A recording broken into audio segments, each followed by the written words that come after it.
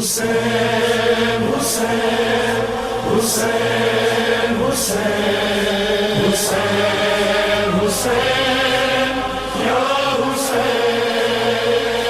حسین الغریب الغریب الحسین حسین الشہید الشہید الحسین حسین الغریب الغریب الحسین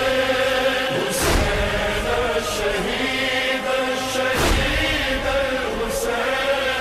اعوذ باللہ من شر الشیطان اللعین الرجیم. بسم اللہ الرحمن الرحیم. الحمد للہ الذی ہدانا لہذا وما كنا لنہتدی لولا ان ہدانا اللہ. لقد جاءت رسل ربنا بالحق.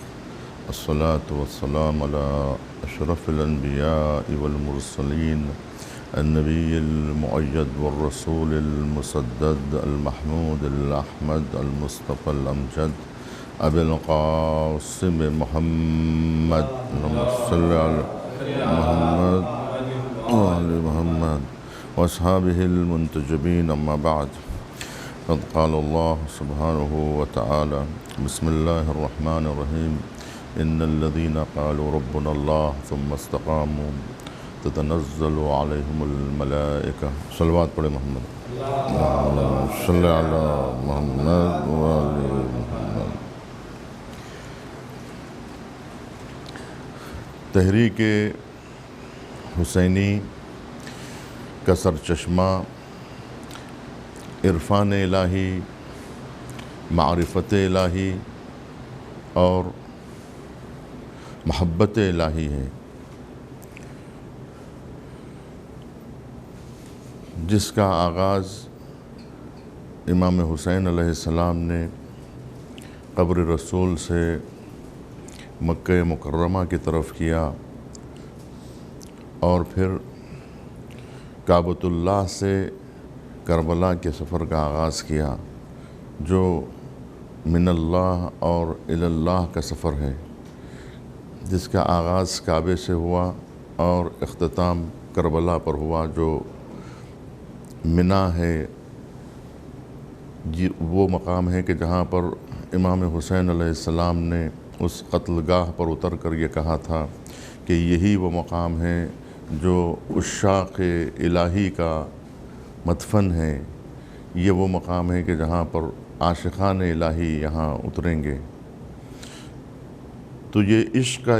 عشق الہی کا سفر ہے، جو عرفان الہی کا سرچشمہ ہے، محبت الہی کا سرچشمہ ہے. آج کے اس ہنگامی دور میں اور ہر دور میں کہ جہاں پر انسان مادیت کی دوڑ میں خدا کو فراموش کر چکا ہے اور ذکر الہی کو اور یاد الہی کو بھلا چکا ہے، ایسے وقت میں تحریک کربلا در حقیقت انسانوں کو خدا سے جوڑنے کی ایک عظیم تحریک ہے، کہ جس کا مقصد ساری دنیا کے انسانوں کو اللہ سبحانہ و تعالیٰ کی طرف لے جانا ہے. میں نے کل آپ کے سامنے اشارہ کیا تھا کہ انسان کو اگر یقین نہ ہو ذات الہی پر تو وہ اتنا بڑا اقدام نہیں اٹھا سکتا ہے. امام حسین علیہ السلام کی یہ تحریک اور کربلا اس بات کا ثبوت ہے کہ ایک طرف تو دین اسلام کی حقانیت کا ثبوت ہے اور دوسرے اللہ کے وجود پر سب سے بڑی دلیل ہے کربلا. اللہ کے وجود پر سب سے بڑی دلیل ہے کہ جن لوگوں کو دلیل کی ضرورت ہے انہیں کربلا آنا چاہیے اور آ کر اپنی آنکھوں سے مشاہدہ کرنا چاہیے کہ اگر اللہ کا وجود نہ ہوتا یا اللہ سبحانہ و تعالیٰ کی اس توحید پر یقین نہ ہوتا، اس کی وحدانیت پر یقین نہ ہوتا اور اس سے اتنا شدید لگاؤ اور اتنی شدید محبت نہ ہوتی، تو انسان اتنی بڑی قربانی نہیں دے سکتا ہے. میں اس سے پہلے بھی عرض کر چکا کہ جس ذات پر انسان کو شک ہوتا ہے وہ شک کی بنیاد پر کوئی قدم نہیں اٹھاتا، اور اتنا بڑا اقدام شک کی بنیاد پر نہیں ہو سکتا ہے کہ جہاں اپنے گود کے پالوں کو انسان قربان کر دے اس خدا کے لیے جس خدا پر اسے نعوذ باللہ یقین نہ ہو، جس خدا پر اسے شک ہو، اس کے لیے وہ اپنی عظیم قربانی نہیں پیش کر سکتا ہے۔ یہ عظیم قربانی در حقیقت اس بات کا ثبوت ہے اور بین ثبوت ہے کہ ذات الہی پر امام حسین علیہ السلام کو کس قدر یقین ہے، اور یہی وہ تحریک ہے جو ساری دنیا کے انسانوں کے اندر خدا کی محبت پیدا کرتی ہے اور اس کے وجود کے اوپر مر مٹنے کی دعوت دیتی ہے۔ لوگ اپنی اولاد کے لیے، اپنی دنیا کے لیے آخرت کو چھوڑ دیتے ہیں، خدا کو ہی چھوڑ دیتے ہیں اپنی دنیا بنانے کے لیے۔ اپنے آپ کی خاطر، اپنی ذات کی خاطر، یا اپنی اولاد کے لیے یا اپنی دنیا کو سنوارنے کے لیے انسان آخرت سے دستبردار ہو جاتا ہے، آخرت کو گویا بیچ دیتا ہے اس اپنی دنیا کے لیے،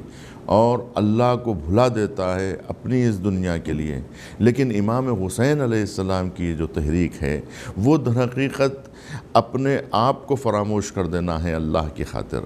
اور اپنی دنیا کو آخرت کے لیے قربان کر دینا ہے، اور اپنی دنیا و آخرت دونوں کو اللہ سبحانہ و تعالیٰ کے حوالے کر دینا ہے۔ یہ وہ منزل معراج ہے عشق کی، یہ وہ منزل کمال ہے عرفان کی کہ جہاں تک امام حسین لے جانا چاہتے ہیں۔ تو گویا امام حسین علیہ السلام یہ فرماتے ہیں کہ یہ ساری کائنات کا آغاز ہی در حقیقت محبت کی بنیاد پر ہے، سرچشمہ کائنات کی بقا کا یہی محبت الہی ہے۔ معلم ثانی ابو نصر فارابی کہتے ہیں کہ یہ کائنات کا آغاز حرکت حبی کی وجہ سے ہوا ہے۔ اللہ سبحانہ و تعالیٰ نے چاہا کہ کائنات کی تخلیق کرے، اسے کائنات سے محبت تھی، خلق خدا سے محبت تھی، تبھی یہ خلق انجام پایا ہے۔ یعنی آغاز اور سرچشمہ جو قرار پایا ہے وہ محبت ہے، اللہ کی،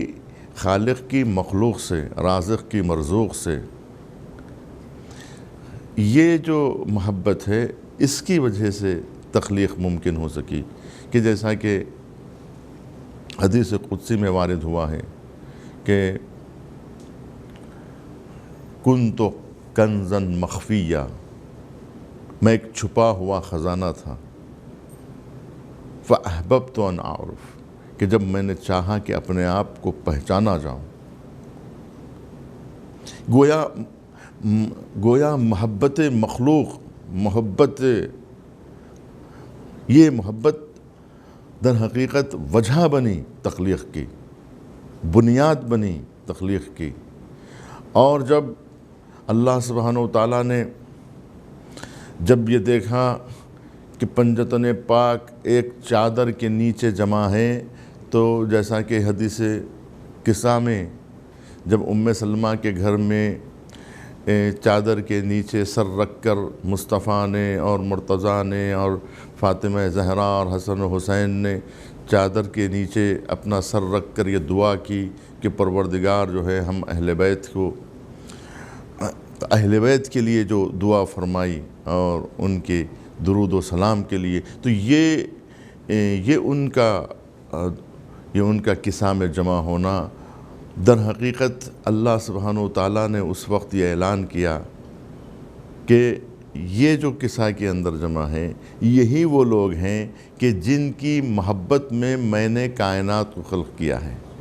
یہ زمین کا فرش، یہ آسمان کا شامیانہ، یہ ستاروں کی شمع، یہ آفتاب و مہتاب کی قندیلیں، یہ بے آب و گیاہ ریگستان، یہ لہرتا ہوا سمندر، یہ کروٹیں لیتا ہوا صحرا، یہ بل کھاتی ہوئی زلف سنبل، غرض کہ پوری کائنات اگر ہم نے بنائی ہے تو ان کی محبت میں جو اس چادر قصہ میں موجود ہے۔ صلوات پڑھے۔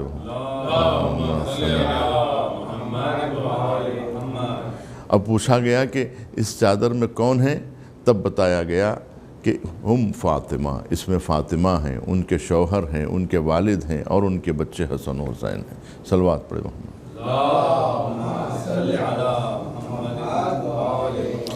گویا امام حسین علیہ السلام جو چادر کسا کی آخری فرد ہے اور انہی کی نسل سے سلسلہ امامت کا آغاز ہے،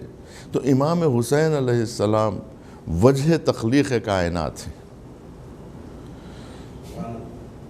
اور امام حسین علیہ السلام نے اس کا ثبوت پیش کیا ہے کربلا میں کہ اگر کوئی چیز امام حسین کے نزدیک عزیز ہے تو وہ نام خدا ہے۔ سب سے زیادہ کوئی چیز اگر امام حسین علیہ السلام کے لیے اہمیت رکھتی ہے تو وہ یاد خدا ہے، وہ ذکر خدا ہے، وہ نام خدا ہے، وہ محبت خدا ہے، وہ اللہ سبحانہ و تعالیٰ کی شناخت ہے۔ یہی وجہ ہے کہ نے اشارہ کیا آپ کی خدمت میں کہ یوم عرفہ کو دعائے عرفہ پڑھنا، اور جہاں پر خالق کی شناخت کے ساتھ ساتھ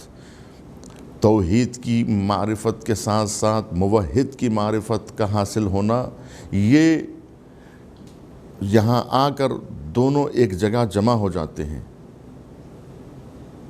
جہاں خدا شناسی اور خود شناسی جہاں جمع ہو جاتی ہے، یا ہمارے لیے جہاں پر توحید شناسی اور موحد شناسی دونوں ایک جگہ پہ جمع ہو جاتی ہے۔ اور کامل عارف اسی وقت انسان بنے گا جب ان دو چیزوں کی اس کو شناخت حاصل ہو،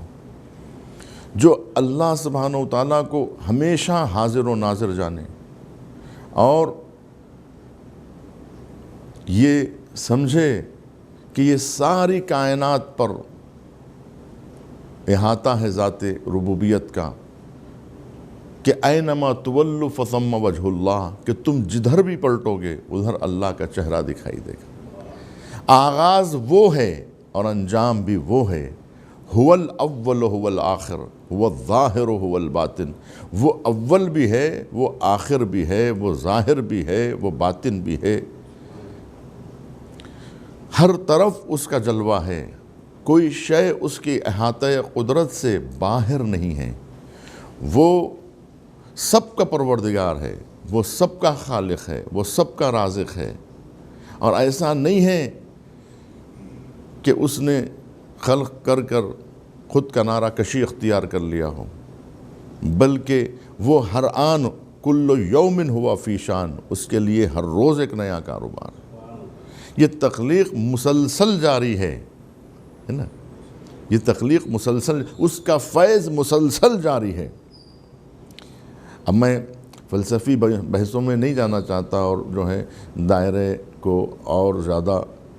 دور تک نہیں لے جانا چاہتا، گفتگو زیادہ پھیل جائے گی تو پھر سمیٹنا مشکل ہو جائے گا۔ تو یہ حقیقت ہے کہ کائنات کا ذرہ ذرہ مسلسل حالت تغیر میں ہے، مسلسل اس پر فیض الہی جاری ہے۔ ایسا نہیں ہے کہ کوئی باسی دن یا پرانا آفتاب اور پرانا مہتاب اور قدیم کائنات میں ہم زندگی گزار رہے ہیں، قدیم چرخ کہن میں اور جو ہے پرانے نظام میں ہم نہیں ہیں، بلکہ ہر آن ہر شے میں تجدید پائی جاتی ہے، ہر آن ہر شے تازہ سے تازہ تر ہوتی جاتی ہے۔ میں صرف اشارہ کر دوں کہ صدر المطالعین ملا صدرہ نے جو کوشش کی وہ یہ ہے کہ حرکت جوہری کو انہوں نے پیش کیا، اور حرکت جوہری کو پیش کر کے خود تخلیق میں یہ انکشاف کیا کہ خلق خدا ہر آن لباس جدید پہنتی ہے، اور مخلوق کو ہر روز نیا لباس اس کے زیب تن کیا جاتا ہے، مسلسل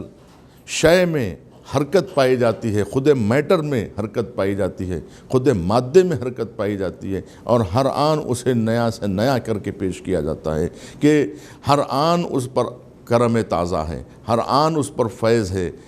خداوندی جاری و ساری ہے۔ یہ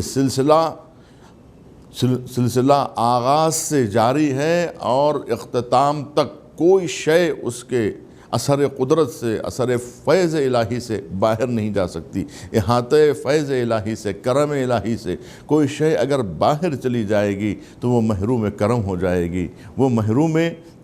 تخلیق رہے گی اور عدم کے سناٹے میں غرق ہو جائے گی۔ تو معلوم ہوا کہ وجود کو ہمیشہ موجود رہنے کے لیے اس کا سائے عاطفت بہت ضروری ہے، اس کا سائے کرم بہت ضروری ہے، اس کا کرم بہت ضروری ہے، اس کا فیض بہت ضروری ہے۔ اسی لیے بندگان خدا سے کہا گیا کہ تم مسلسل اللہ کی تسبیح کرتے رہو، تم مسلسل اللہ کو یاد کرتے رہو تاکہ تم پر فیض الہی زیادہ سے زیادہ ہو سکے۔ کوئی شے محروم کرم نہیں ہے، محروم فیض نہیں ہے، مگر یہ کہ جو جتنا زیادہ اپنے پر لطف الہی چاہتا ہے، کرم الہی چاہتا ہے، فیوزات الہی سے زیادہ بہرہ مند ہونا چاہتا ہے، اسے چاہیے کہ زیادہ سے زیادہ قرب حاصل کرے۔ یہ قرب در حقیقت اس کے اپنے فائدے کے لیے ہے، اپنے فائدے کے لیے ہے۔ بندے اگر اللہ سبحانہ و تعالیٰ سے محبت کرتے ہیں یا اس کی عبادت کرتے ہیں تو اس کا فیض خود ان کو پہنچتا ہے۔ یہ جو آپ آیہ مودت میں سماعت فرماتے ہیں کہ قُلْ لَا أَسْأَلُكُمْ عَلَيْهِ أَجْرًا إِلَّا الْمَوَدَّةَ فِي الْقُرْبَى، کہ یہ صرف حضور کے ذریعے سے یہ بات پہنچائی گئی ہے کہ میں کوئی اجر رسالت نہیں چاہتا۔ کسی بھی نبی نے اپنے لیے کوئی اجر طلب نہیں کیا، یا اپنے لیے یا اپنی اولاد کے لیے کسی نے بھی اجر طلب نہیں کیا، تو پھر حضور سرور کائنات نے کس طرح سے اپنی اولاد کے لیے اجر طلب کر رہے ہیں کہ میرا اجر یہ ہے کہ میرے اہل بیت سے، میرے اقربا سے مودت اختیار کرو۔ تو ہم یہ سمجھتے ہیں کہ اہل بیت کا اس میں کوئی فائدہ ہے یا ذات سرور کائنات کا اس میں کوئی فائدہ ہے، یہ ہرگز نہیں ہے، اس لیے کہ یہ فیض خود ان تک پہنچتا ہے جو محبت کرنے والے ہیں۔ یہ فیض محبت کرنے والوں کو پہنچتا ہے کہ جو محبت کرے گا اس کو فائدہ ہوگا، نہ یہ کہ جن سے محبت کی جا رہی ہے وہ اپنے فائدے کے لیے یہ کام کروا رہے ہیں۔ کہ پوری دنیا اگر اہل بیت سے رخ موڑ لے تو ان کی عظمت میں ذرہ برابر بھی فرق آنے والا نہیں ہے، اور ساری دنیا اگر محبت کرے تو ان کے لیے اللہ سبحانہ و تعالیٰ کا لطف ان کے لیے کافی ہے، اور کسی کی بڑھانے کی ان کو ضرورت نہیں ہے، نہ وہ کسی کے بڑھانے سے بڑھتے ہیں نہ کسی کے گھٹانے سے گھٹتے ہیں۔ جو مقام اللہ نے انہیں عطا کیا ہے وہ مقام پر وہ فائز ہے۔ اب اگر کسی کو اپنی شرافت کا ثبوت دینا ہے تو پھر وہ آئے محبت اہل بیت اختیار کرے۔ صلوات پڑھے محمد والے۔ جو فیض چاہتا ہے، جو شخص اپنا فائدہ چاہتا ہے، وہ اہل بیت سے محبت کرے، وہ اللہ سے محبت کرے، وہ رسول سے محبت کرے۔ جسے فیض چاہیے، اگر کوئی رسول کی ذات سے محبت کرتا ہے یا ذات پروردگار سے محبت کرتا ہے تو اس میں خود ذات پروردگار کا کوئی فائدہ نہیں ہے کہ ہم اگر اس سے محبت کر رہے ہیں تو اس کی عظمت میں چار چاند لگ جائیں گے، اور اگر ہم اس کے سامنے جھکیں گے، اس کی ثنا کریں گے، اس کی حمد کریں گے اور اس کا ذکر کریں گے اور اس کے سامنے قیام اور رکوع و سجود کریں گے تو اس میں اللہ کی شان میں اضافہ ہوتا چلا جائے گا۔ جیسے جیسے لوگ تسبیح پڑھتے جائیں گے اس کی عظمت میں، اس کی بالیدگی میں اور اس کی وسعت میں اضافہ ہوتا چلا جائے گا۔ ایسا لوگوں کا ہو سکتا خیال ہو، لیکن یہ خیال غلط ہے، اس لیے کہ اس کا فائدہ اللہ سبحانہ و تعالیٰ کو نہیں پہنچتا، بلکہ جو کرتے ہیں ان کو فائدہ ہوتا ہے۔ اگر ملائکہ تسبیح پڑھتے ہیں تو اس کا فائدہ خود ملائکہ کو ہوگا، اور اگر وہ پڑھنا چھوڑ دیں تو اس میں اللہ کا نقصان نہیں ہوگا، جنہوں نے تسبیح چھوڑی ہے ان کا نقصان ہوگا۔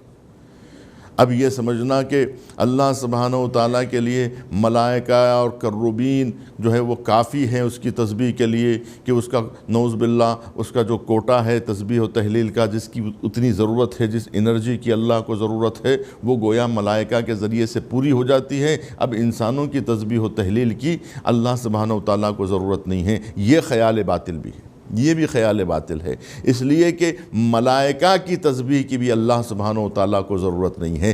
بلکہ ملائکہ کی بقا ان کی تسبیح میں ہے، ہر مخلوق کی بقا ان کی تسبیح و تحلیل میں ہے۔ گویا وہ تسبیح کر کے اپنی بقا کا ثبوت دے رہے ہیں اور اپنے لیے فیض کے دروازے اپنی ذات کے لیے کھول رہے ہیں، کہ جب تک وہ تسبیح پڑھتے رہیں گے ان پر فیض پہنچتا رہے گا۔ اگر انسان چاہتا ہے کہ اس تک زیادہ سے زیادہ فیض پہنچے تو دوری نہ اختیار کرے بلکہ قرب اختیار کرے، تاکہ یہ قرب اسے زیادہ سے زیادہ نزدیک کر سکے، کیونکہ وہ سرچشمہ حکمت اس کی ذات ہے، سرچشمہ علم اس کی ذات ہے، سرچشمہ کمال اس کی ذات ہے۔ تو اب تمام چیزوں کی حقیقت، ذات ربوبیت، وہ ہے منبع، وہ ہے مصدر، وہ ہے محور، وہ ہے سرچشمہ، وہ ہے سارے کمالات کا محور، اور تمام کمالات کی بازگشت اس کی طرف ہے۔ تو اب لہٰذا جو کوئی بھی اس کی ذات سے قریب ہوتا جائے گا وہ سرچشمہ فضیلت سے نزدیک ہوتا جائے گا، سرچشمہ کمال سے نزدیک ہوتا چلا جائے گا، اور اللہ سبحانہ و تعالیٰ کے صفات سے وہ بہرمند ہوگا، اور اس کی ذات تجلیگاہ صفات الہیہ بن جائے گی۔ وہ جتنا قریب ہوگا اتنا بے نیاز ہوتا جائے گا، وہ جتنا نزدیک ہوگا وہ اتنا غنی ہوگا، وہ اتنا قدرت والا ہوگا، وہ اتنا جو ہے علم والا ہوگا، وہ اتنا حکمت والا ہوگا، وہ اتنا کمال والا ہوگا۔ تو یہ قرب در حقیقت اس کے فائدے کے لیے ہے۔ اللہ سبحانہ و تعالیٰ ساری مخلوقات اس کے قریب آ جائے تو اس کے کمال میں اضافہ ہونے والا نہیں ہے، اس کی قدرت میں اضافہ ہونے والا نہیں ہے، اور اس کی طاقت میں اضافہ ہونے والا نہیں ہے کہ اتنی مخلوق اس کے سامنے جھک رہی ہے تو اس کی طاقت میں گویا اضافہ ہو گیا، اور مخلوقات نے سجدہ کرنا چھوڑ دیا تو اس کا مطلب یہ ہے کہ اس کی قدرت کم ہو گئی، وہ کمزور پڑ گیا، وہ ضعیف ہو گیا اور وہ ناتواں ہو گیا۔ ایسی کوئی بات نہیں ہے، بلکہ سب کی بقا اس کی وجہ سے، اس کی بقا ان کی وجہ سے نہیں ہے۔ وہ کامل طور پر تمام مخلوقات سے ہر اعتبار سے وہ غنی ہے، بے نیاز ہے۔ اگر وہ کسی بھی مخلوق کا کسی بھی وجہ سے محتاج ہو جائے گا تو پھر وہ خدا نہیں رہے گا، اس لیے کہ محتاج کو خدا نہیں کہتے، بے نیاز کو خدا کہتے ہیں۔ اسی لیے بار بار آپ سے قل هو اللہ احد کا سورہ پڑھایا جاتا ہے، چاہے اولیاء ہوں، چاہے انبیاء ہوں، چاہے ائمہ ہوں، چاہے کوئی بھی خاصان خدا ہو، چاہے وہ ملائکہ ہو اور مقرب ترین مخلوقات مقربین ہو، وہ سب کے سب اس کے محتاج ہیں ہر اعتبار سے۔ کوئی ایک جہت ایسی نہیں ہے کہ جس میں اللہ مجبور ہو جائے مخلوق کے سامنے جھکنے پر۔ یہ ممکن ہی نہیں ہے کہ خالق کبھی مخلوق کا سجدہ کرے نعوذ باللہ، اور مالک کبھی اپنے مملوک کے سامنے جھک جائے، یہ ممکن ہی نہیں ہے۔ مملوک کہتے ہی اس چیز کو ہے جو مالک کے اختیار میں ہو، جو مالک کے اختیار میں نہ ہو وہ مملوک نہیں ہے، وہ مخلوق نہیں ہے جو محتاج خالق نہ ہو۔ تو اس کا مطلب یہ ہے کہ سب ہر اعتبار سے اس کے محتاج ہے، وہ کسی بھی اعتبار سے کسی کا محتاج نہیں ہے کہ اس کو ضرورت پڑ گئی ہو انبیاء کی، اس کو ضرورت پڑ گئی ہو اولیاء کی، نہیں، بلکہ انبیاء کو اس کی ضرورت ہے، اولیاء کو اس کی ضرورت ہے۔ وہ اس وقت تک ولی رہیں گے جب تک اس سے مرتبط رہیں گے، اور جیسے ہی رابطہ اس سے منقطع ہو جائے گا، نہ کوئی نبی رہے گا، نہ کوئی ولی رہے گا، نہ کوئی وصی رہے گا، اور نہ ہی کوئی باقدرت رہے گا، نہ کوئی غنی رہے گا۔ سب اس کی در پر جھکنے سے اور جبیں سرائی کرنے سے یہ سارے کمالات حاصل ہوتے ہیں۔ انبیاء کو جو مقامات حاصل ہوئے وہ سب کے سب قرب الہی کی وجہ سے حاصل ہوئے، اور جتنا کوئی اس سے جتنا نزدیک ہوتا گیا اتنے وہ اپنے صفات اس کے اندر متجلی ہوتے گئے، اور جتنے صفات جس قدر تجلی پائیں گے اس قدر جو ہے وہ روشن ہوتا جائے گا، اس کا وجود روشن ہوتا جائے گا۔ اسی وجہ سے کہا گیا جو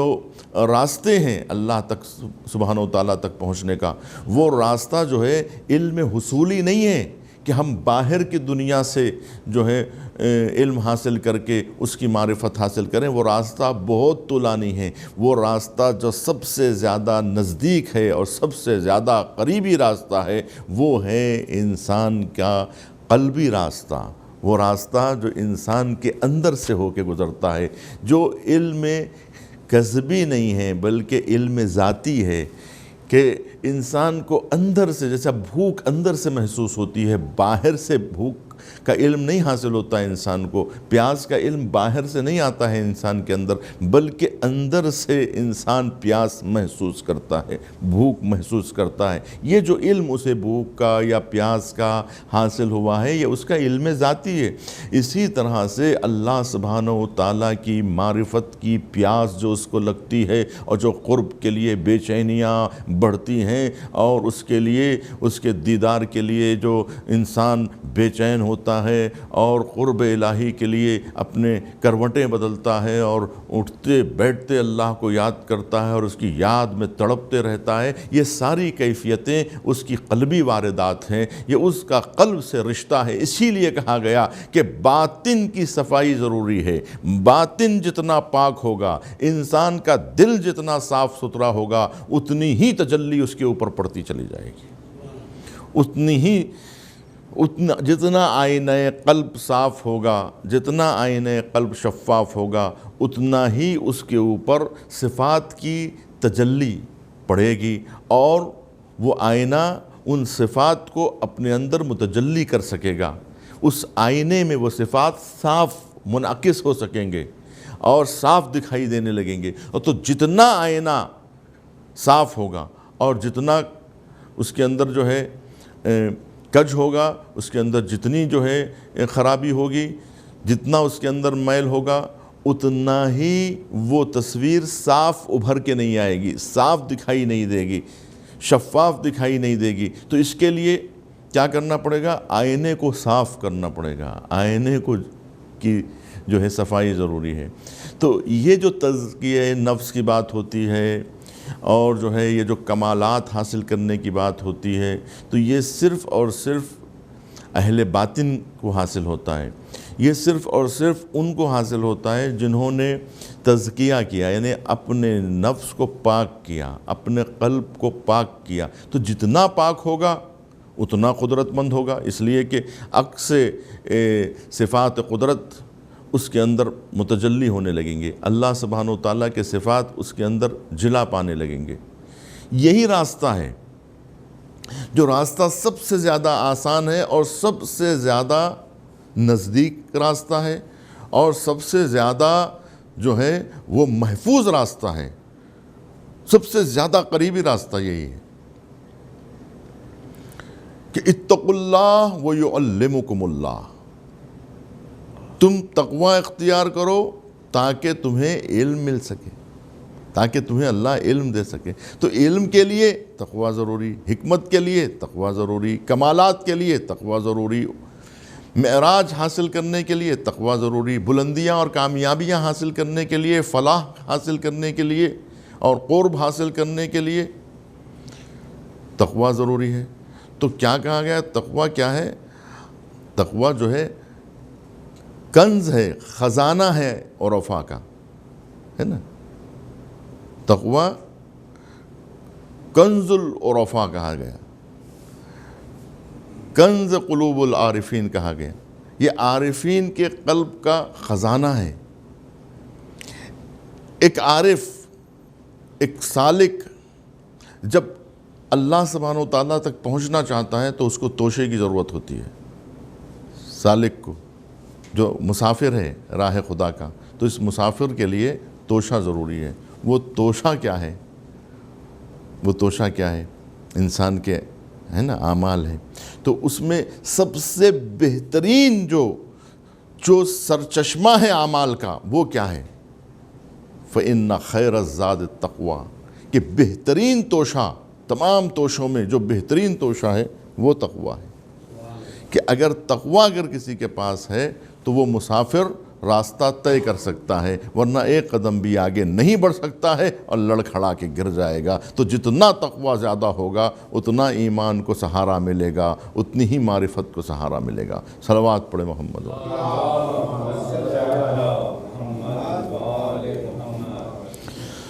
تو معلوم ہوا کہ عرفان کا جو راستہ ہے وہ سب سے زیادہ مستحکم راستہ ہے، سب سے زیادہ محکم راستہ ہے۔ عارف میں اور عابد میں بڑا فرق ہوتا ہے۔ عابد عبادت کے ذریعے سے اللہ سبحانہ وتعالیٰ کا قرب حاصل کرنا چاہتا ہے، لیکن عارف کا مرتبہ اس سے کہیں زیادہ بلند ہے۔ عبادت کرنے والوں کے اقسام ہیں۔ کچھ لوگ عبادت کرتے ہیں، آپ نے بارہا سنا ہوگا کہ لوگ عبادت کرتے ہیں جہنم سے بچنے کے لیے۔ ہاں، جہنم سے بچنے کے لیے عبادت کریں گے تو یقیناً جہنم سے بچیں گے۔ جنت کے حصول کے لیے عبادت کریں گے تو یقیناً جنت کا حصول ہوگا۔ لیکن اس کے لیے کہا گیا کہ اگر یہ عبادت گزار جہنم کے خوف سے عبادت کرتا ہے تو ایسی عبادت کو بندوں کی عبادت کہا، غلاموں کی عبادت کہا گیا، غلامانہ عبادت کہا گیا۔ اور عشق بہشت میں، اشتیاق بہشت میں، شوق بہشت میں اگر کوئی عمل انجام دے رہا ہے، اعمال کر رہا ہے، عبادت کر رہا ہے، سجدے کر رہا ہے، رکوع و سجود میں مسلسل مصروف ہے، تو اس کا مطلب یہ ہے کہ اس کے اندر شوق ہے۔ تو یہ تاجرانہ عبادت ہے کہ وہ اس عبادت کے ذریعے سے تجارت کر رہا ہے، حاصل کرنا چاہ رہا ہے، جنت کا حصول چاہ رہا ہے، بہشت کا حصول چاہ رہا ہے۔ وہ اعلیٰ درجات کا اکتساب چاہ رہا ہے، وہ اعلیٰ درجات تک پہنچنا چاہ رہا ہے، اس کے مرتبے تک رسائی حاصل کرنا چاہ رہا ہے۔ گویا اس عبادت کے ذریعے سے وہ تجارت کر رہا ہے کہ یہ عبادت لو اور مجھے جنت دو، یہ عبادت لو اور مجھے جام کوثر دو، یہ عبادت لو اور مجھے کوثر و تسنیم عطا کرو۔ تو گویا عبادت کر رہا ہے کس لیے؟ تاکہ جنت حاصل کرے۔ تو یہ جو عبادت ہے یہ تاجرانہ عبادت ہے، یہ تاجرانہ عبادت ہے۔ اور ائمہ علیہ السلام نے جو بتایا کہ ہم نہ خوف جہنم میں عبادت کرتے ہیں، نہ اشتیاق بہشت میں عبادت کرتے ہیں، بلکہ تجھے لائق عبادت سمجھتے ہیں، اس لیے عبادت کرتے ہیں۔ کہ ہماری عبادت نہ غلامانہ عبادت ہے، نہ تاجرانہ عبادت ہے، بلکہ یہ عبادت عارفانہ عبادت ہے۔ یہ عبادت محبت کی بنیاد پر ہے، یہ عاشقانہ عبادت ہے۔ تو گویا عرفاء کی جو عبادت ہوتی ہے وہ عاشقانہ عبادت ہوتی ہے۔ اور یہی وجہ ہے کہ نہ صرف ان کے سجدوں میں یہ خلوص ہوتا ہے، بلکہ ان کے ہر عمل میں یہی بات ہوتی ہے کہ وہ اگر جنگ لڑتے ہیں یا صلح کرتے ہیں تو نہ اپنی ذات کے لیے جنگ کرتے ہیں، اپنی حفاظت کے لیے نہیں، بلکہ نام خدا کی حفاظت کے لیے، یعنی اللہ سبحانہ وتعالیٰ کے لیے ان کا جنگ جو ہوتی ہے وہ شوق لقاء پروردگار میں ہوتی ہے۔ ان کا ہر عمل شوق الہی میں ہوتا ہے، اللہ سبحانہ وتعالیٰ کی محبت اس کا سرچشمہ ہے۔ یہی وجہ ہے کہ ان کو اس کام کے لیے جو ہے وہ کراہت نہیں محسوس ہوتی، ان کو جو ہے سختی نہیں محسوس ہوتی، اس سختی میں انہیں لطف حاصل ہوتا ہے۔ وہ عاشقانہ طور کے اوپر دیکھیے، کوئی چیز واجب نہیں ہوتی ہے، لیکن انسان خود اپنے اوپر جب واجب قرار دے لیتا ہے تو گویا یہ عشق میں ہو رہا ہے۔ محبت میں کچھ چیزیں انسان اضافی اپنے دوش پہ اٹھا لیتا ہے محبت کی بنیاد پر، اور ان سختیوں کو برداشت کرتا ہے۔ کس لیے؟ کیونکہ اسے محبت ہے اس شے سے،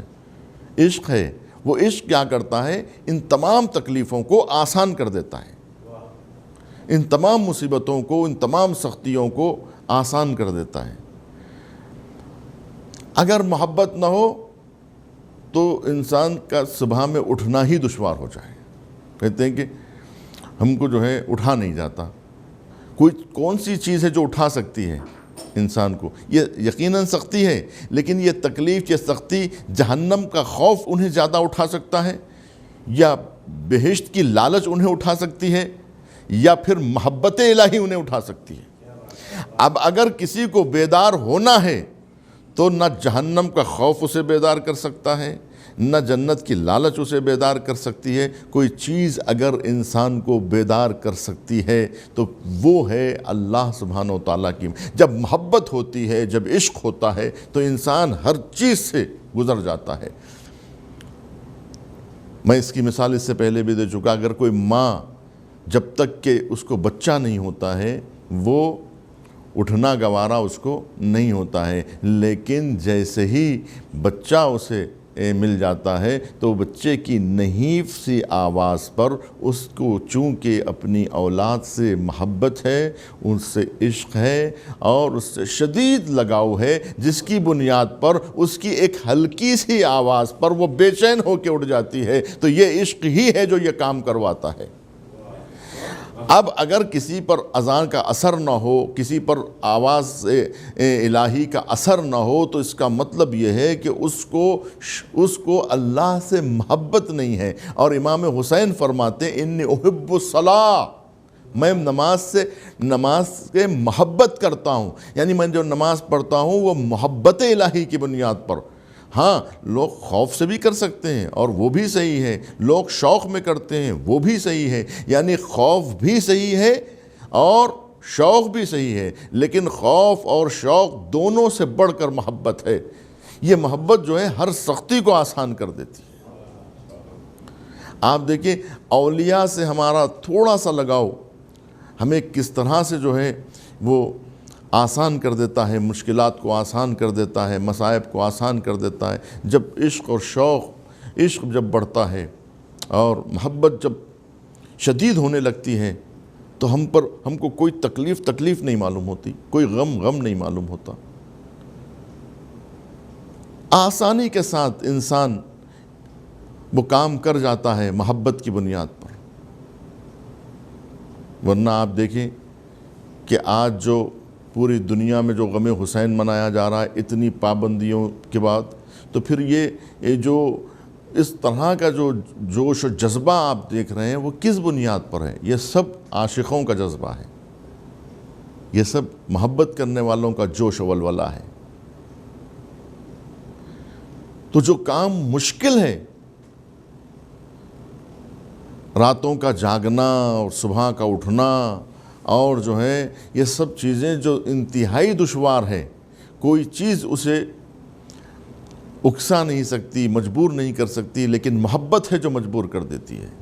عشق ہے جو انسان کو جو ہے وہ آمادہ کر دیتا ہے۔ اگر عشق غلط چیز سے ہو تو انسان غلط چیزوں کا عادی ہو جاتا ہے، اور اگر عشق جو ہے وہ عارفانہ ہو اور صحیح عشق ہو، اولیاء کا عشق ہو، انبیاء کا عشق ہو، ذات پروردگار کا عشق ہو، تو یہ عشق انسان سے اچھے کام کرواتا ہے، برے کاموں سے روک دیتا ہے۔ تو یہ جو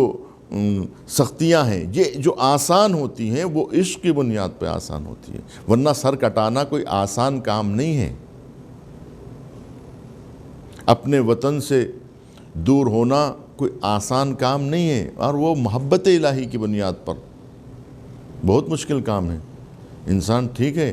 مال کے لیے، اپنی نفسانی خواہشات کے لیے اپنا وطن چھوڑ دیتا ہے، اپنا مال قربان کرتا ہے، لیکن اللہ سبحانہ و تعالیٰ کے لیے یہ کام کرے، محبت خالق میں یہ کام کرے، عشق پروردگار میں یہ کام کرے، تو یہ کوئی آسان کام نہیں ہے۔ یہ جو ہے آسان ہوتا ہے، عشق کی بنیاد پہ آسان ہوتا ہے، محبت کی بنیاد پہ یہ سب چیزیں آسان ہوتی ہیں، ورنہ بہت سخت ہے۔ تو یہ آپ یوں سمجھے کہ یہ جو تحریک حسینی ہے وہ در حقیقت محبت خالق کو بڑھانے کی تحریک ہے۔ انسانوں کے دلوں میں اللہ کی محبت کو اجاگر کرنے کی تحریک ہے۔ یہ تحریک کہہ رہی ہے کہ اگر تمہیں اسلام پر، ایمان پر، حق کے راستے پر ڈٹے رہنا ہے اور صبر کرنا ہے، حوصلہ حاصل کرنا ہے، تو کربلا والوں کے ساتھ جڑ جاؤ تاکہ تم عاشقانہ عبادت کر سکو، تاکہ تمہارے اندر محبت خالق تمہارے اندر پیدا ہو۔ امام حسین علیہ السلام نے جو کارنامہ انجام دیا ہے، تنہا امام حسین علیہ السلام نہیں گئے ہیں بلکہ اس کو تحریک بنا دیا امام حسین نے، یعنی شہادت کو ایک تحریک بنا دیا، اور جتنے لوگ امام حسین علیہ السلام کے ساتھ جڑے ہیں وہ عاشقانہ طور پہ جڑے ہیں، اللہ کی محبت کی بنیاد۔ انہوں نے اپنی نصرت کے لیے نہیں بلایا اور کہا کہ میں خود نصرت حق کے لیے جا رہا ہوں، میں خود پروردگار کے دین کے تحفظ کے لیے جا رہا ہوں، اس کی ناموس کی حفاظت کے لیے جا رہا ہوں، میں اس کی عزت و آبرو کے لیے میں جا رہا ہوں، میں دین کی آبرو کے لیے جا رہا ہوں، میں خود اپنی اولاد کو اپنا فائدے کے لیے، اپنے عہدے کے لیے، اپنے منصب کے لیے، بیت المال کے لیے یا دنیاوی مفادات کے حصول کے لیے یہ میں نہیں سفر کر رہا ہوں، میں نہ اقتدار کے لیے جا رہا ہوں، نہ جاہ و حشم کے لیے جا رہا ہوں، نہ سلطنت کے حصول کے لیے جا رہا ہوں، میں نہ روب و داب بڑھانے کے لیے جا رہا ہوں، نہ میں طاقت میں اضافے کے لیے جا رہا ہوں۔ میرے جانے کا مقصد نہ فساد برپا کرنا ہے، نہ ظلم کرنا ہے، نہ کسی کا حق چھیننا ہے، بلکہ میرا مقصد دین مصطفیٰ کی اصلاح ہے، امت مصطفیٰ کی اصلاح ہے۔ میرا مقصد وہی ہے جو مصطفیٰ کا مقصد و ہدف تھا، جو اللہ سبحانہ و تعالیٰ کو پسند ہے، اس کی رضا کے لیے میں یہ اقدام کر رہا ہوں، میں یہ قدم جو اٹھا رہا ہوں اس کی محبت میں، اس کی پسند کے لیے، اس سے قرب کے لیے اور اس کی رضا کے لیے، چونکہ وہ یہ چاہتا ہے اس لیے ہم یہ چاہتے ہیں۔ اگر دین مصطفیٰ کو میرے قتل کے بغیر استحکام نہیں مل سکتا ہے تو پھر فیا سیوف خزینی، یہ گویا امام حسین علیہ السلام اپنے وجود سے پکار کے کہہ رہے تھے کہ اگر دین مصطفیٰ کو میرے قتل کے بغیر، میری اولاد کے قتل کے بغیر استحکام نہیں مل سکتا ہے تو پھر میں اپنی پوری اولاد کے ساتھ قربان گاہ اور قتل گاہ پہنچنے کے لیے تیار ہوں۔ تو کربلا میں آنے کا مقصد و ہدف امام حسین کا یہ وہ عارفانہ مقصد ہے۔ جو باتیں امام حسین علیہ السلام نے دعائے عرفہ میں کہی ہیں اسے گویا عملی صورت میں کربلا میں پیش کیا ہے کہ پروردگار تو کریم ہے، حسین بخیل ہے، تو مالک و مختار ہے، سب کچھ تیرا ہے، میرا کچھ نہیں ہے۔ اس کا ثبوت امام حسین علیہ السلام نے پیش کیا۔ لوگ جو چیز ان کے ہاتھ میں ہوتی ہے وہ اپنی سمجھتے ہیں، پھر وہ اللہ کی نہیں سمجھتے، پھر اللہ واپس مانگے تو دینے کے لیے تیار نہیں ہوتے، اس لیے کہ جب وہ لے لیتے ہیں تو اپنا سمجھنے لگتے ہیں اور اس کو اللہ کی ملکیت نہیں سمجھتے۔ لیکن امام حسین علیہ السلام کو جو اللہ نے، جو اس خاندان کو جو اللہ نے فضیلتیں بخشی تھیں، قمر بنی ہاشم بخشا تھا، اور شبیہ رسول جو عطا کیا تھا اس خاندان کو، اور اس خاندان میں اتنے چاند و ستارے، اس خاندان جو آسمان کی بلندی کا درجہ رکھتی ہے، اس خاندان میں کو اللہ نے یہ ساری نعمتیں بخشی، اور ایک دن میں اللہ نے وہ ساری نعمتوں کو واپس کرنے کے لیے کہا کہ میں نے تمہیں اکبر دیا تھا، میرا اکبر مجھے واپس کرو، میں نے تمہیں قمر بنی ہاشم دیا تھا، اسے تم واپس کرو۔ تو امام حسین علیہ السلام نے بادل ناخواستہ حوالے نہیں کیا، بادل ناخواستہ علی اکبر کو نہیں بھیجا، بلکہ محبت الہی میں سرشار ہو کر پورے اطمینان کے ساتھ، یہی وجہ ہے کہ آپ امام حسین علیہ السلام جب اتنی قربانیاں دیتے جاتے ہیں ان کے چہرے پر اتنا ہی اطمینان بڑھتا جاتا ہے کہ میں نے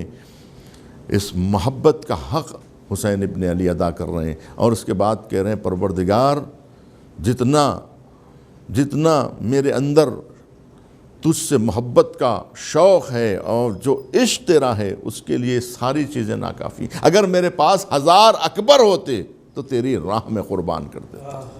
ارے میرے پاس اگر 1000 اصغر ہوتے تو وہ بھی تیری راہ میں قربان کر دیتا، اور مجھے 1000 بار بھی اگر وجود ملے تو ہر وجود تجھ پہ قربان کر دوں گا۔ یہ جو جذبہ امام حسین علیہ السلام کا تھا، اس جذبے کو دیکھیے، امام حسین تنہا حسین نہیں بنے ہیں کربلا میں، بلکہ 72 کو حسین بنا دیا، اور اگر ایسے خلوص کے قلوب اور ہوتے، اور اگر جو ہے اس طرح سے مستعد قلوب ہوتے اور آمادہ قلوب ہوتے، ہزاروں کی تعداد میں ہوتے، لاکھوں کی تعداد میں ہوتے، امام حسین ان سب کو کربلا کا شہید بنا دیتے، ان سب کا شمار کربلا کے شہداء میں ہوتا۔ امام حسین علیہ السلام تنہا حسین نہیں بنے، بلکہ چاہتے تھے کہ ہزاروں حسین بنا دیں، لاکھوں حسین بنا دیں، چاہتے تھے کہ اپنی اس روشنی سے سارے بجھے ہوئے چراغوں کو روشن کرتے۔ حسین ابن علی وہ چراغ لے کے چلے تھے کہ جو ہزاروں بجھے ہوئے چراغوں کو، ہزاروں وہ قلوب جو تاریک ہو گئے ہیں انہیں روشن کر دیں، انہیں منور کر دیں اپنے وجود کی نورانیت سے۔ حسین اتنے نورانی تھے، حسین ابن علی اتنا منبع نور ان کے پاس تھا کہ جو لاکھوں قلوب کو منور کر دیتے۔ امام حسین علیہ السلام کی اسی تحریک سے متاثر ہو کر کبھی جو ہے وہب کلبی آ گئے، زہیر قین آ گئے، جناب حر آ گئے، اور یہی روشنی تھی جو بلا رہی تھی، جو مسلسل یہاں تک کہ آخر وقت تک، جب تک صدائے استغاثہ امام حسین نے بلند ہی اس لیے کیا کہ اب بھی کوئی آنا چاہتا ہے تو آ جائے، اب بھی کوئی آنا چاہتا، آخر وقت تک، یہاں تک کہ امام حسین کا یہ پیغام حق زیر خنجر بھی حسین علیہ السلام اپنے لیے نہیں تڑپ رہے تھے، بلکہ امت کو نجات دینے کے لیے حسین تڑپ رہے تھے۔ آخر وقت جب تک سانس باقی ہے، جب تک اگر کوئی معافی چاہ لیتا تو اسے حسین بھی معاف کر دیتے، حسین کا خدا بھی معاف کر دیتا، اس لیے کہ حسین ابن علی رحیم و کریم کے بندے ہیں۔ تو عزیزان گرامی اور عزاداران مظلوم کربلا، امام حسین علیہ السلام نے جو عاشقانہ عبادت اور عاشقانہ شہادت کا جو نذرانہ پیش کیا ہے، کربلا کے میدان میں 3 دن تک حسین کا لاشا بے گور و کفن پڑا تھا، اور ہماری روایتیں بتاتی ہیں کہ امام زین العابدین علیہ السلام باعجاز پہنچتے ہیں اور امام حسین علیہ السلام کے لاشے کو دفن کرتے۔ انہوں نے بتایا کہ علی اکبر کو کہاں دفن کیا جائے، قاسم کو کہاں دفن کیا جائے، شہداء کو کہاں دفن کیا جائے، اور حضرت ابو الفضل العباس کو کہاں دفن کیا جائے۔ آپ دیکھیں گے کہ اس وقت جتنی رحمت پروردگار برستی ہے، انہی 2 روزوں کے درمیان میں بین حرمین اللہ سبحانہ و تعالیٰ کا لطف و کرم اگر محسوس ہوتا ہے، کہیں پر رحمت کی بارش دکھائی دیتی ہے، جہاں کرم کی بارش دکھائی دیتی ہے، تو ان 2 حرم کے درمیان میں ہے کہ جہاں ہر گناہگار کو نجات مل جاتی ہے، کہ جہاں ہر انسان کو وہ نجات مل جاتی ہے، یہ وہ مقامات ہے۔ اور یہ مقامات کس نے طے کیے ہیں؟ تو امام زین العابدین نے ان لاشوں کو دفن کیا اور ان پر نماز پڑھائی۔ جناب زینب سلام اللہ علیہا کہتی تھی کہ یا رسول اللہ صلی علیک ملیکۃ السماء ھذا حسین مرمل بالدماء ومقطع الاعضاء وبناتک سبایا۔ یا رسول اللہ، آپ پر ملائکہ ارض و سما نے نماز پڑھی، لیکن آپ کا حسین ہے کہ جس پر کوئی نماز پڑھی۔ وَسَيَعْلَمُ الَّذِينَ ظَلَمُوا أَيَّ مُنْقَلِبٍ يَنقَلِبُونَ۔ پروردگارہ ذکر خلیل کو قبول فرما، مریضوں کو شفایاب فرما، حج و زیارات کی مشتاقین کو بار بار مشرف فرما، مسلمانوں کی جان و مال و عزت و آبرو کی حفاظت فرما، پرچم اسلام و مسلمین کو سرفراز فرما، دشمنان اسلام دشمنان دین بالخصوص امریکہ اسرائیل کو ذلیل و خوار فرما، ان کے ناپاک قدموں کو مقدس سرزمینوں سے دور فرما۔ ایک مرتبہ سورہ حمد اور 3 مرتبہ اور امام زمانہ جل اللہ تعالیٰ فرجہ الشریف کے ظہور میں تعجیل فرما، ہم کو ان کے ایک مرتبہ سورہ حمد کی تمام مرحومین مومنین مومنات